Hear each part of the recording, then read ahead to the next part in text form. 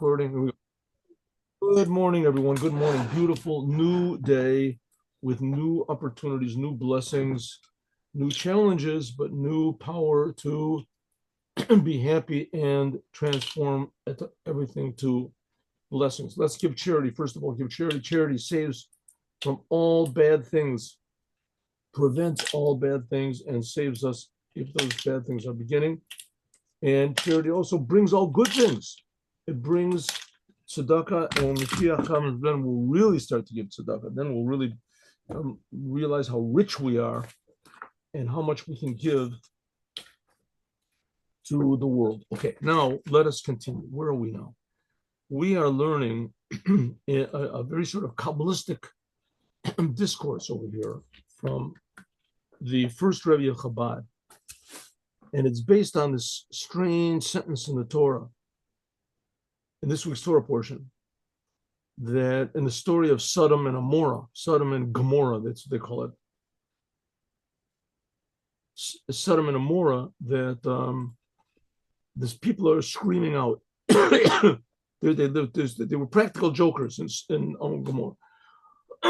Sodom and Gomorrah was really a five-city, like sort of a complex, a metropolis of five cities. And what they had in common was they were very sadistic.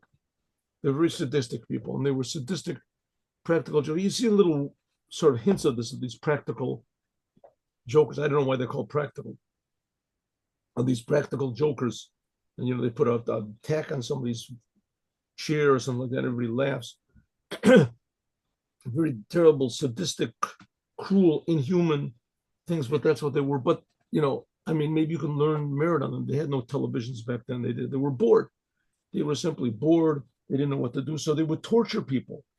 They would do it in sort of a humorous way. They would say, take in guests, and they would purposely, if the person was tall, they would give him a room with a small bed in it and say, oh, we'll fit your legs. They would cut his legs off. So the screams came out. So the sentence says in the Torah, I hear the screams coming up to me. I will go down and see what has to be done. That's what God says. Okay, now this sentence, of course, is in the Bible. So we're talking about the God of the Jews. And the God of the Jews creates the whole universe constantly. Me and you. And he creates us from nothing.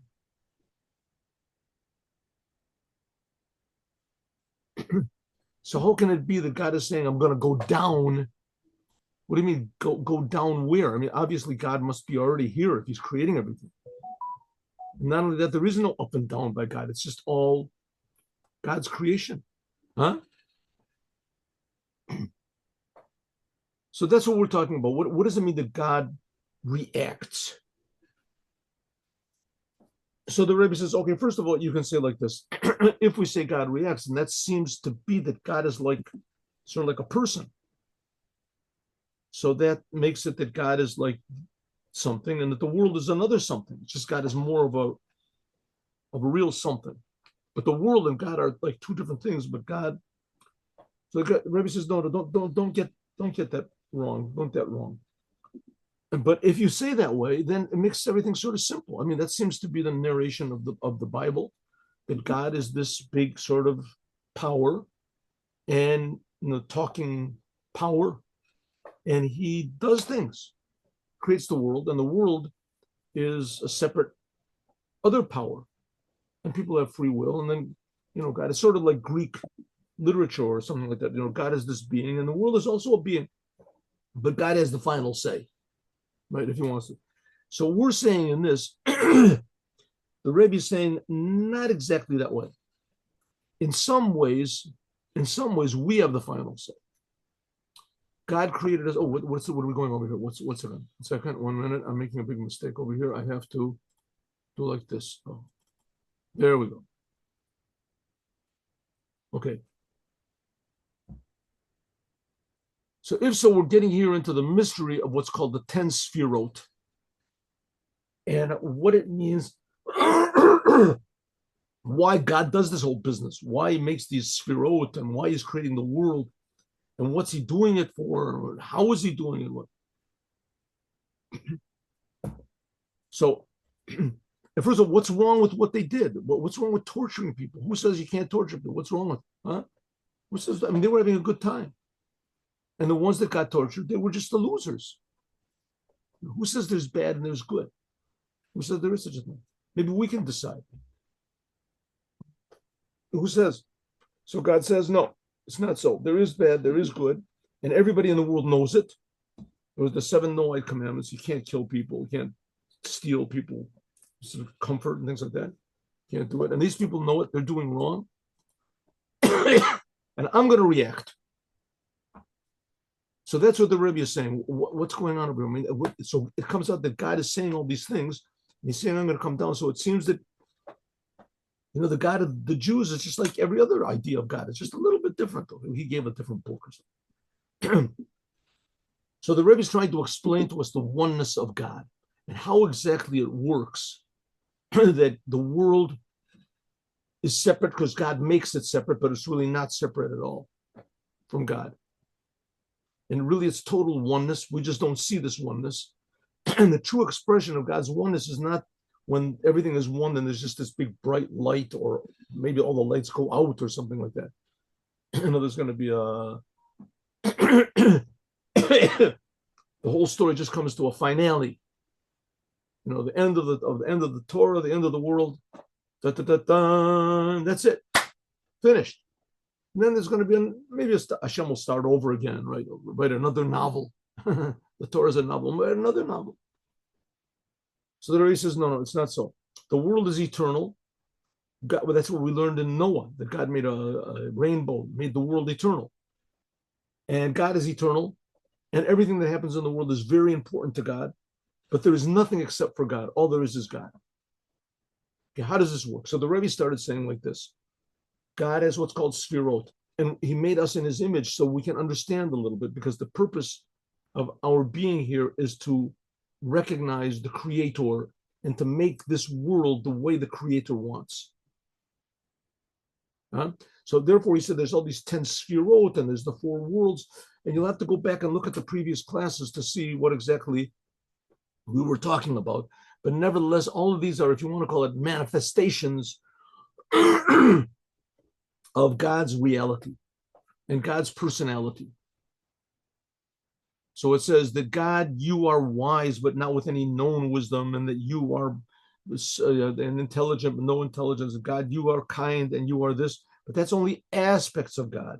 And then there's the aspects of God as they are in pure, that's called the world of Atzilut, and how they also come down into the world, because you have to remember that the main thing by God is the world.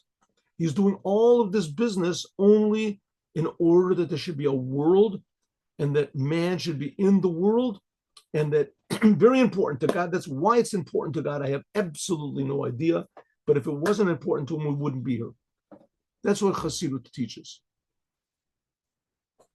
And every human being is important. Every animal is important. Everything is important. But all animals and those things don't have free will. Free people do. Okay, so here we go. Ready? So therefore, okay, so we see that there are different levels of godliness. One example, for instance, is Moses. We see that Moses was at such a tremendously high level of purity, of oneness of God, that he could not do what God does and bring it down into the world. God has the ability to so to speak, articulate himself. It's called tzimtzum.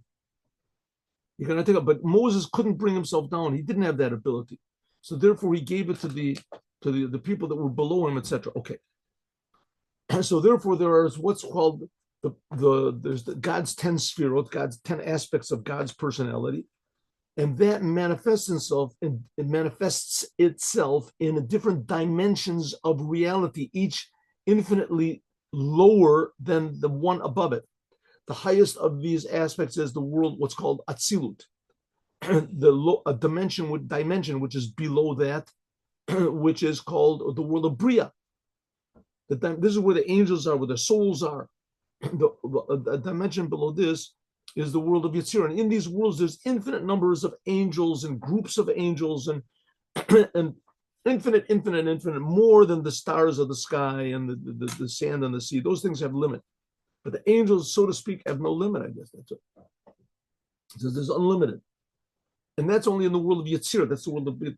So we don't really know what we're talking about over here, but nevertheless, it exists, and we have an inkling that it does exist.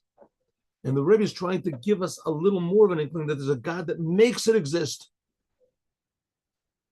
Okay, so that's why we have the book, the Zohar, is to tell us about Hine V'zeu. That's what it means.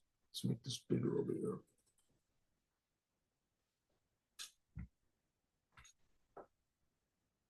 Zeu, that's what it means. What it says, Elijah the prophet. Elijah the prophet speaks to Rabbi Shimon Bar Yochai in the Zohar. Elijah the prophet didn't die, right? It says even in the in the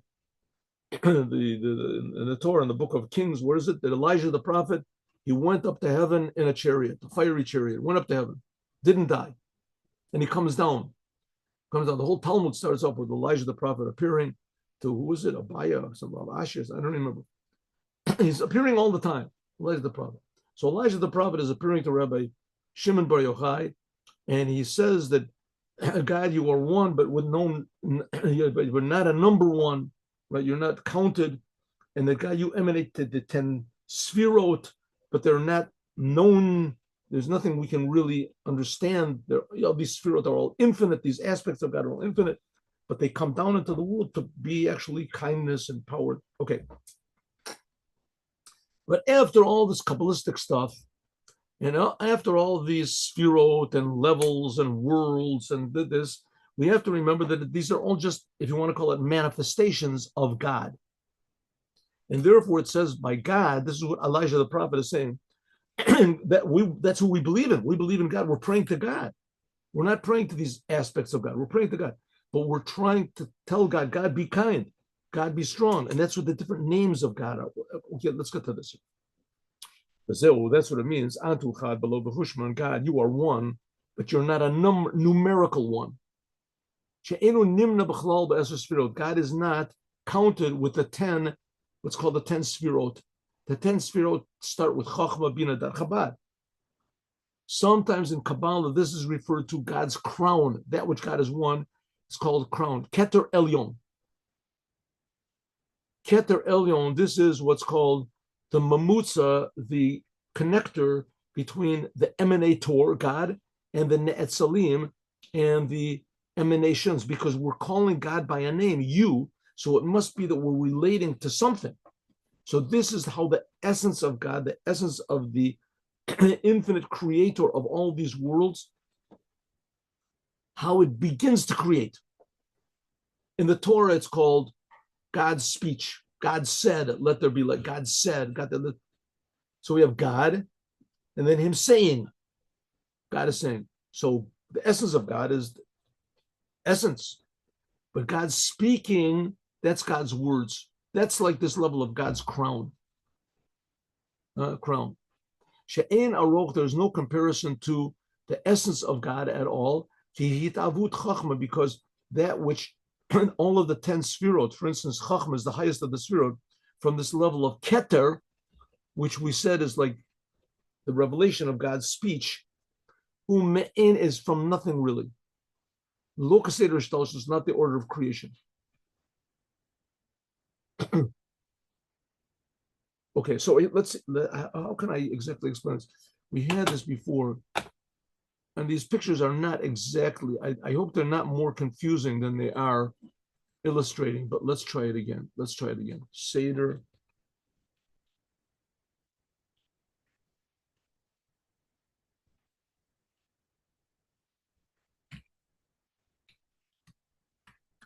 Is this going to work? Let's see. Order of creation. There we go. Order of creation. Seder Ishtalshlut. Okay. So here we have the 10 sfirot we talked about. And as we talked about before, the 10 sfirot, they can be listed either like here, right side, left side, and middle, or they can be listed one below the other. And that's what we're talking about in this mind. We're talking about one below the other. So the top one is what's called Keter, crown. Let's see, we have a bigger picture. We have a bigger picture. Okay.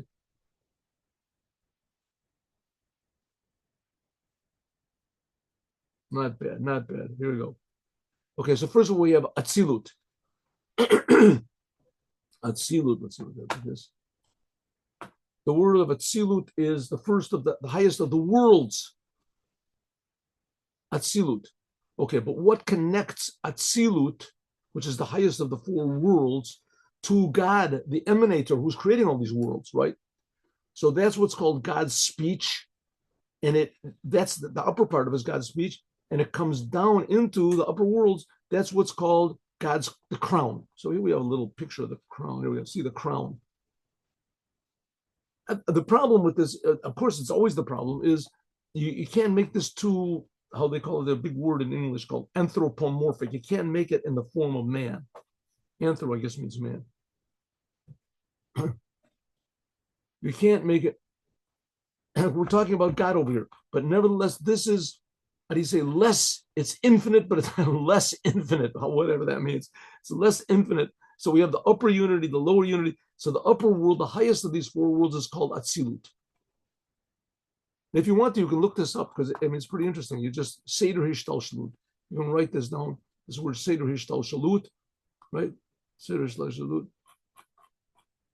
And this talks about this. Actually, a pretty good explanation here. That's Atzilut. Below that, the next lower dimension is what's called Bria. The lower dimension from that is called Yetzira. Each one of these is 10 sphirot, right? And the lowest from that is Asiya. What's connecting each one of these worlds, the lower world to the higher world, like Atzilut, to the essence of God, is a level which is called Keter, God's crown. And what connects the Bria to the world above it, that's also a crown. There's 10 sphirot, and the lowest of them is what's called Malchut, and that comes into the top of the level below it. The top of the level below it is called Keter, it's called the crown. And what connects Bria to Yetzirah is also this level of crown, the crown of Yetzirah. What connects the crown, so there's a crown that connects each level to another. Let's see, there's also more. Another pictures over here. Anyway, it's got explanations over here. Because we're talking about God, so we have to always constantly remember that we don't really know what we're talking about. We don't really know what we're talking about. On the other hand, we have to know that God is creating us. So that's the most relevant thing there possibly could be. And the most obvious thing, right? The most obvious thing there is about. And so to speak, it's something that you don't even have to understand. It's just you. That's your real you. But that's a very confusing idea, because you can think that what you see and what you feel, that's all that there is. And Hasidus is trying to tell us that no, that there's a creator that's creating this, what we see and what we feel. And if then we can see the whole picture. Okay, nevertheless, okay, let's go back to the thing. We're getting a little bit out of our, where is this? There we go. Okay. That's what we say. There's no comparison to God at all. His creation from this level of Chachma, from Keter, from God's crown, is me'ain. It is from nothing, really. The locus seder ishtalshlut, and it is not the order of creation. Why? She'ein b'chinas hithavut yesh miyesh. All of these different levels of Atzilut, Tabriya, Yetzira, these are what's called sort of, let's say, relative contractions. Relative contractions. I don't know, maybe I can give you an example. I don't know if this is a good example, but let's say, for instance, you want to learn music. So you go to a great genius, expert musician, right? Paganini, best violinist that ever lived. Let's just say, I don't know if he is. And you learn from him. So you get your inspiration and your knowledge from Paganini. Then you can teach people also. But it's not exactly the same thing as you. You're like a big expert. And these people below you, they're not as big experts, because they're just receiving from you. So it's already a little bit watered down. Okay. So from Paganini to you, it's watered down. From you to your pupil, it's watered down. From this, okay, but where did he get his inspiration from? That's not watered down already. That's a whole big jump. Where did he get it from? He didn't have a teacher. What happened? So we call that, oh, that's a genius. He is a genius, right? And the goal of his teaching is that we can also be geniuses, and all of a sudden get this genius. What does it mean, genius? You receive inspiration from nobody knows where. Nobody's where is it coming from? It's just something that's just genius. But you get this in every, we talked about that a lot. Okay, it's it's a very watered down example, but it's the same type of thing. All of these worlds, like Atzilut to Bria, Bria to Yetzir, all these are like levels, one for the other. Each one a little bit watered down below the other one. But where does Atzilut get its 10 sphirot? That's a jump. That's like a genius. You can't explain that. Can't explain. I mean, we really can't explain any of this. The fact of the matter is, but the Arizal and the other great, and the Zohar, they explain it, so we know that there is such a thing. All these worlds, Atzilut, Bria, Yetzirah. So we're talking about God over here. We're not talking about spiritual levels or self-improvement. We're talking about the essence of God that's creating us and wants us to serve him from love. That's the idea. This is all to bring us to a level of love in doing the commandments. That's the whole purpose of all this business. To love God and do the commandments. That when we're doing God's commandments, the essence of God, this helps us a little bit to understand that God is not limited to being spiritual. That's like almost blasphemy to say that God is spiritual. But God is creating the spiritual, and that essence of God is found in the commandments.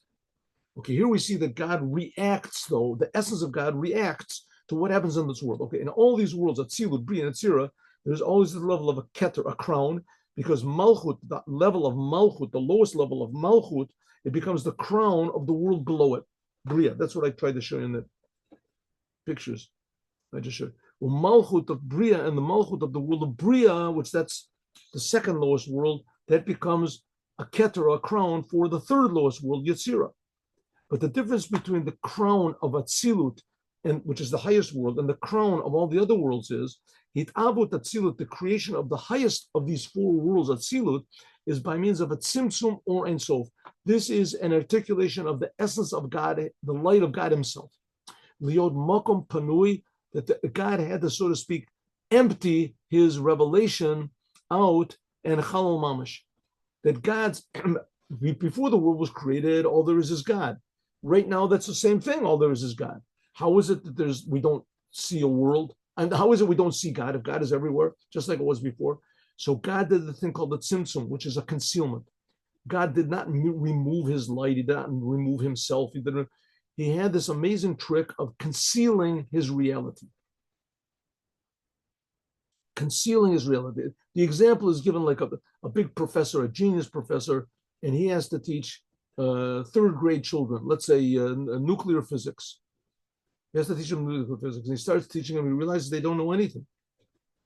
Right? So either he can quit, or he can say, listen, I have to. So he starts talking to the pupils and say, what do you understand? What is your level of understand? Maybe he makes tests for them to see what their IQs are, what their potential, what they're capable of.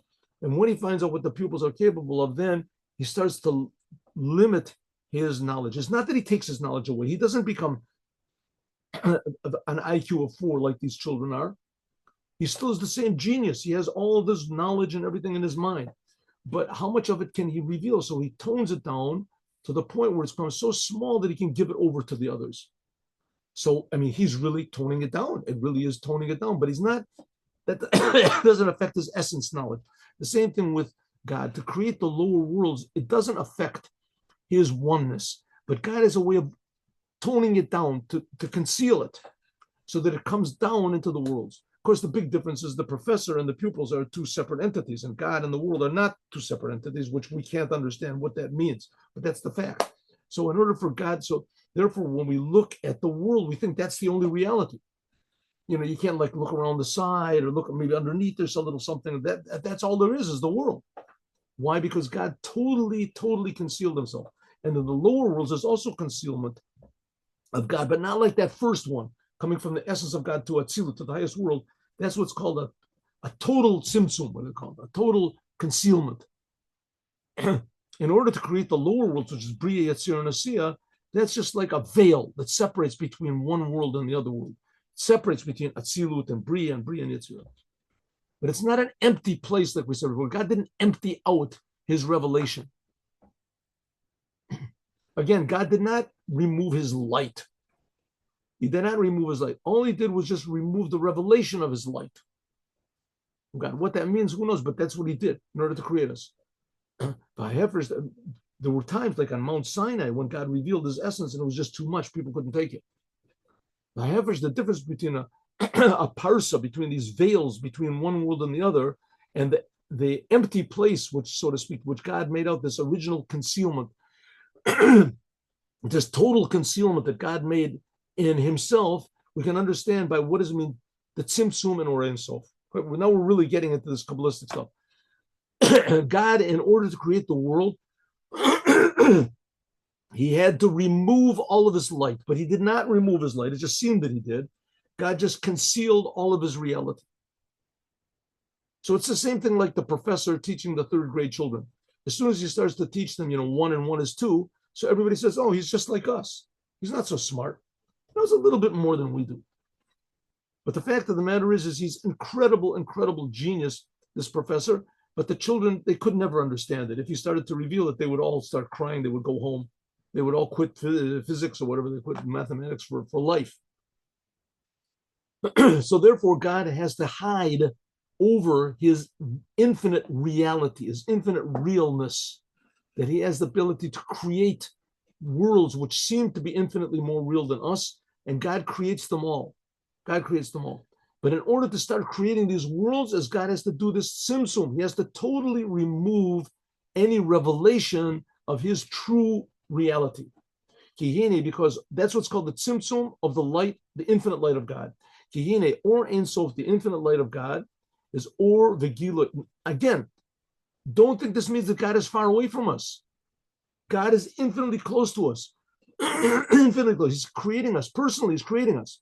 But he's doing it through all these veils and concealments and things like that. But it's God himself. There's nothing other than God. So God is infinitely, infinitely close to us. But the Rebbe is trying to tell us, but that God is infinitely close to us is infinitely, infinitely concealed from us. But we're not alone. That's the point. The point of all this business is you should know you are never alone. Never alone. All this Kabbalistic things is wonderful, but you should know that God personally himself cares about you.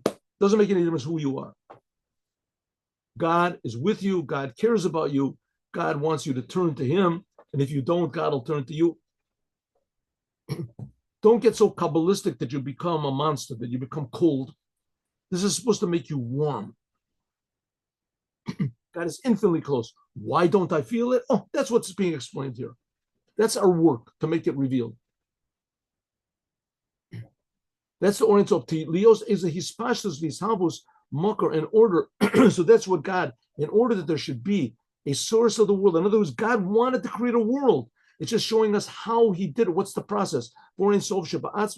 God could not create a world from if his light was revealed too much. So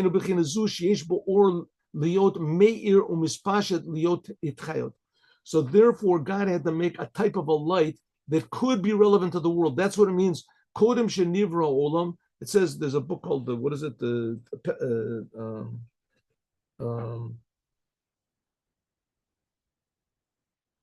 I forgot the name of it. Anyway, of Elio.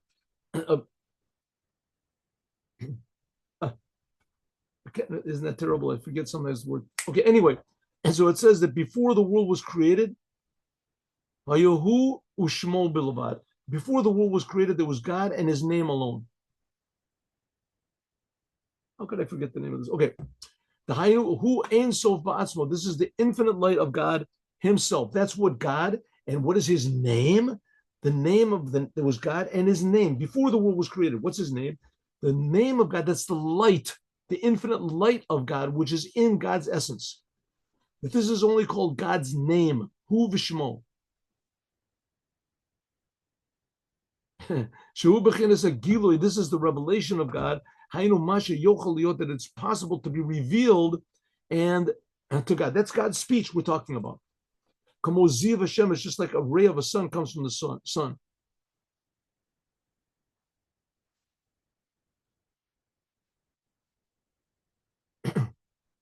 Shaziv, that a ray of the sun is a light of the sun, and which is already in the sun, but it comes out of the sun, so to speak, to shine outward. Namely, the body of the sun itself reveals this ray of light. But the light that comes out of it, this is called light. It's called an emanation. Or that God called to the light, he called the Elohim, sorry, Vayikra Elohim Or Yom, that God called light, he called it day. The day is another name for light. And this is all spiritual because the sun and the moon were only created on the fourth day of creation, and God created light on the first day of creation, and he called it a day. And it says there was the night and the day, that's one day. So there was already day and night before the sun and the moon were created. How could that possibly be? This is because this is a type of a real, true, infinite light of God. Al Shem, why is it called light?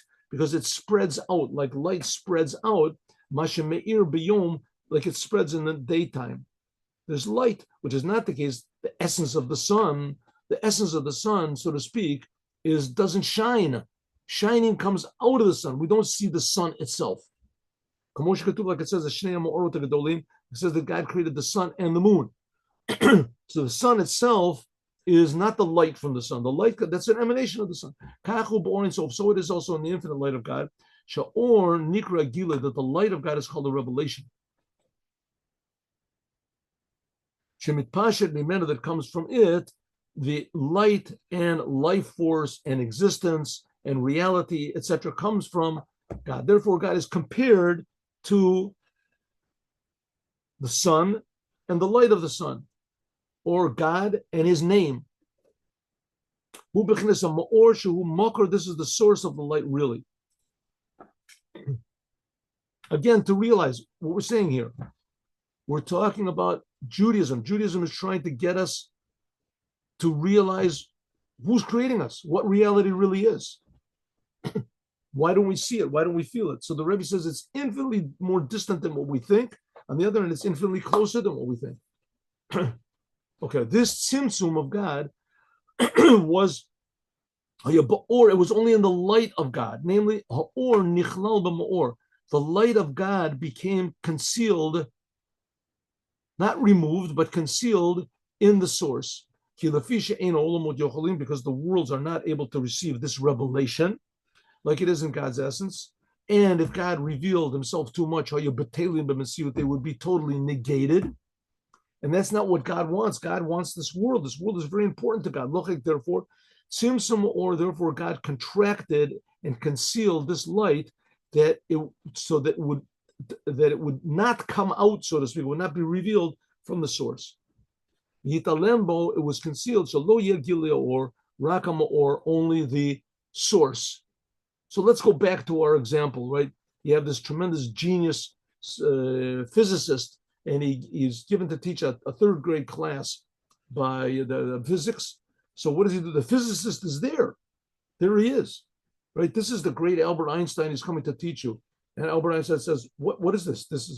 What are you giving me over here? These are small kids. He says, oh, we made a mistake. Yes, we made a mistake. This is the third grade. We thought it was third level university. No, it's third level elementary school. But what can we do? That's your job.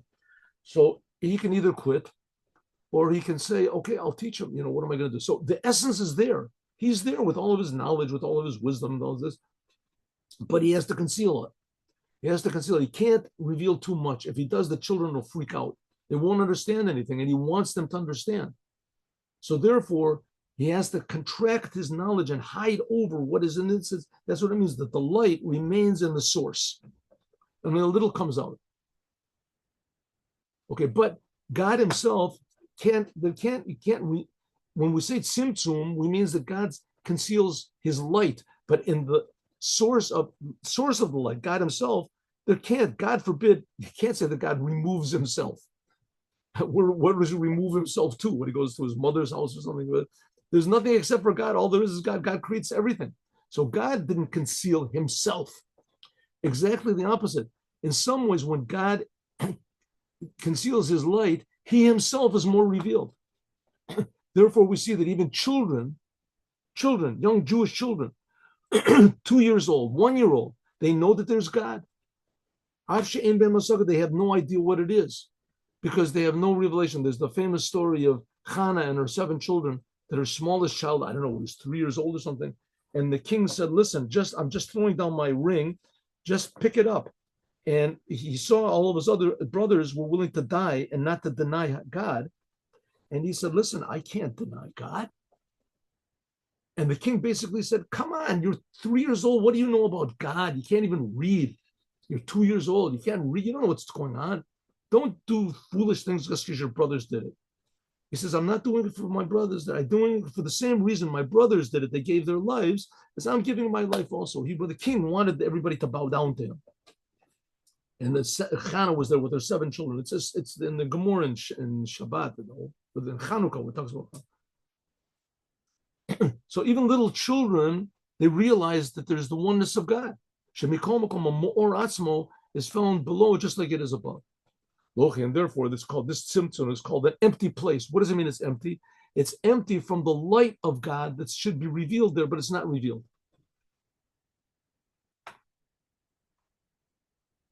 But the light of God, so to speak, the reality of the pure reality of God, it remains in the source.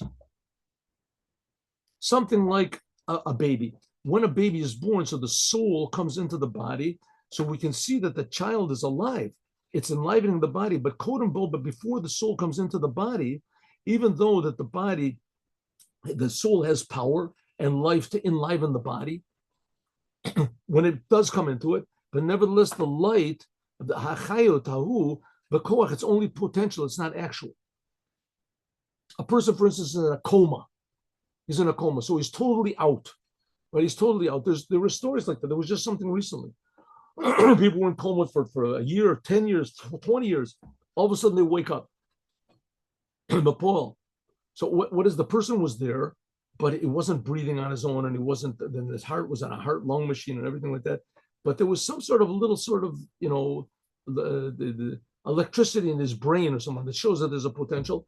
And all of a sudden, he comes back to life. So the soul was there, but it just wasn't revealed. Let's take not such a person when he goes to sleep. A person goes to sleep, so his arms don't work on his not in a normal way in any case, but he's still there, right? He's still there. And so the soul it's there, but it's just not shining in the body. You have to bring it what's called from potential to actual, from being concealed to be revealed. Also the same thing, take an example, like I just gave you, a tremendously wise person, that his wisdom, when he's teaching other people, so his wisdom is revealed. Then it's revealed. You can see it. Or the others, or even to himself. But even at the lowest seek, but the time when he's not working at teaching, let's say he's not teaching Torah, right? He's trying to figure out how to put on change a tire. So he's not thinking about the Torah. So where's the Torah that he's teaching? Hari Chachmasu, his wisdom is only potential. It's in his soul. That he has the potential to think. But lo ba, it's not revealed, right? If he's changing his tire, someone comes and says, excuse me, what is the square root of the hypotenuse of 57? This is the log, what is it, the sine, the cosine, what is it? Listen, I can't do it. I'm looking for this button, right? What do you mean you can't? You're a wise man, you're a professor, what? But now my mind is in somewhere else. So he's got all the knowledge is in his mind, but it's not revealed. The same thing as God, so to speak, before he creates the world. In order for him to create the world, he has to hide his wisdom so that it can come down here. Like in order for the professor to change the tire on his car, so he has to stop being a professor for a while. He has to hide all of his knowledge and his intuitions and his genius, novelty, and what is his discoveries. He has to forget about it. He just has to think, where's the wrench and where's the bolt and this. Oh, the book is called Tana de Be'alio. Wait, isn't that terrible? Tana de Be'alio. That's the book I was trying to think of. Okay. Of a low boy, also, let's say, the power of seeing in your eye. He's just bringing examples of how God conceals himself in order to create the world. The power of seeing in your eye. Sha'av she'im yistom, even though you close your eye, but still you have the power to see. Nevertheless, it doesn't come to be revealed, reveal the eye and the eye, so that the eye can actually see until you open up your eye. Also the same thing, the power of walking in your feet. And similarly, Sharachushim Avorim. Nowadays they have all these videos of children that were deaf, and all of a sudden they do a thing, and all of a sudden they hear, right? You ever see that? It's amazing. See children, every time I see it, I cry. The same thing with the children, they're blind. All of a sudden they put on glasses or whatever. They put on glasses, they had the power to see. All of a sudden they see their mother, they see the father. They can't believe it. It's a new thing. Where did this come from? So the power of seeing was there, the power of hearing was there, the power of thinking was all these things, but they can be concealed. Similarly, also we can understand by God before He created the world. Before He created the world, and before God created the world, there was no time. So really, there wasn't something like before in any sense that we know about it. The world was created 5,786 plus years ago, and before that, there was no time. So there's no before 5,786 years. There was nothing before that. Because there was no before, there was no time. So what does that mean? So time, place, consciousness, it was all in potential. It was all in potential. What does that mean? It was in potential. How can it be in potential? So it says time, place, existence, consciousness, reality. All of these things are creations of God. God is creating everything. But He's creating everything because it's important to Him. That's the point.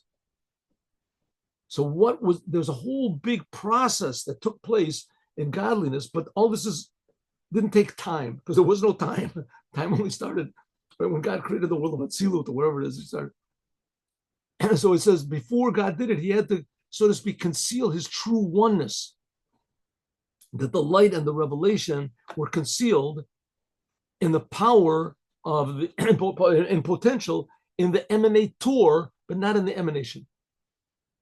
That's called the Makom Panoi. Okay, so all this will have to this. Okay, so but there's a separation between Atzilut and Bria. Tomorrow I'm going to give you a little bit of a summary of this, unless you're really enjoying it, really enjoying it. But I want to get to the point of this whole business, and which is, what does it mean in the Bible when it says that God says, I guess, to His angels or whoever He's saying, I hear the cries coming up from Sodom and Gomorrah, how they're torturing people. I am going to go down and see what's going on.